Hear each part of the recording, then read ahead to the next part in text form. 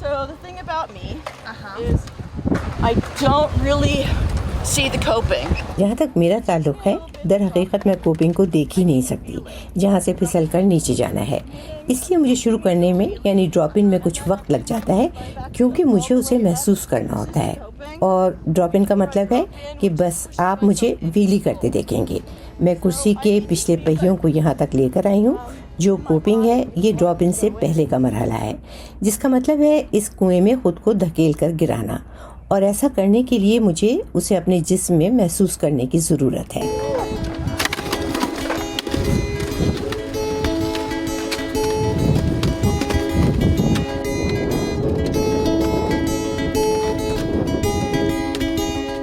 I kept on having the vertigo.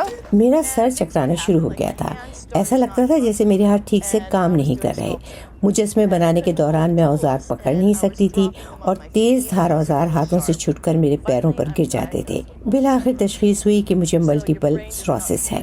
اس مرض میں آپ کا دماغ آپ کی آنکھوں یا آپ کی ٹانگوں یا جسم کے کسی اور حصے کے ساتھ ٹھیک طرح سے رابطہ نہیں کر پاتا. تو جس خاتون کی ویل چیئر میں نے استعمال کی انہوں نے مجھ سے کہا کہ یہ کرسی صرف ایک ٹول ہے اور میرے لیے یہ ایک بامانی بات تھی کہ یہ صرف ایک ذریعہ ہے. پہلے مجھے صرف ایک بلاک تک جانے میں شاید آدھا گھنٹہ لگتا تھا اور اب میں ہر کسی کی طرح ادھر ادھر جا سکتی ہوں. ایک ویل چیئر نے میری زندگی کے معیار کو بہتر بنا دیا اور اس نے مجھے ایک کھیل میں شامل ہونے کا موقع بھی دیا. مجھے لگتا تھا کہ میں رو پڑوں گی. وہ لمحہ میری زندگی کا اتنا بہترین لمحہ تھا. One of the best of my life.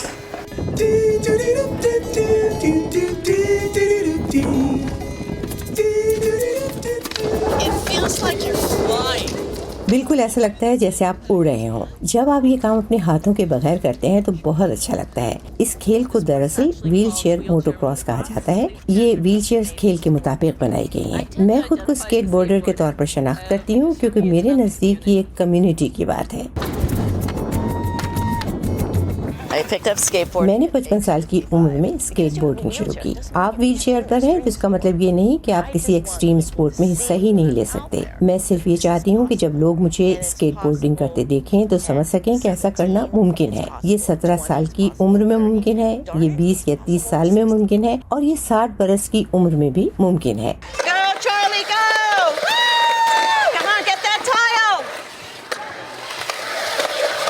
This is a girls' skate day.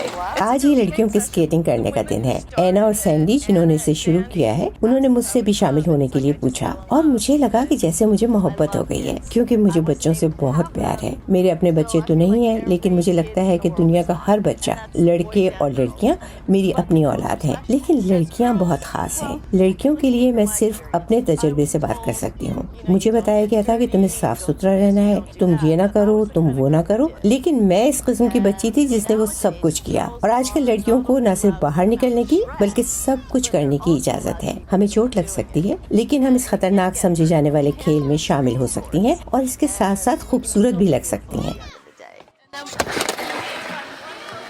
ان لڑکیوں کو اپنے والدین کے علاوہ کسی اور کی بھی ضرورت ہوتی ہے جو انہیں بتائے کہ وہ لاجواب ہیں, وہ ان کے ساتھ رہے اور صرف ان سے محبت کرے. اور مجھے ایسا لگتا ہے کہ میں ایک دادی یا نانی کی طرح ہوں اسکیٹ پارک میں ویل چیئر پر ایک بزرگ خاتون. So you know how when you stand at the top of things they look really big? میں انہیں بتاتی ہوں کہ یہ تو آپ جانتی ہیں کہ جب آپ کسی جگہ کے اوپر کھڑے ہوں تو وہ واقعی وہاں سے زیادہ بڑی نظر آتی ہے, جیسے آپ کسی کنویں کے اوپر کھڑی ہوں اور نیچے اترنا نہیں چاہتی. لہٰذا آپ کو لگتا ہے کہ آپ کی ہمت سے باہر ہے.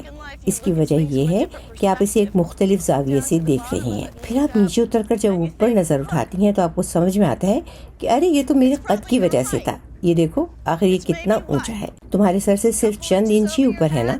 Of course women need to help women. یقیناً خواتین کو خواتین کی مدد کرنے کی ضرورت ہے. لڑکیوں کو لڑکیوں کی مدد شروع کرنے کی ضرورت ہے اور ایسا کم عمری میں ہی ہونا چاہیے. اور میں یہاں اس فیلڈ میں اسی لیے ہوں اور ایک لڑکی سے دوسری کی مدد کرنے کے لیے کہہ رہی ہوں.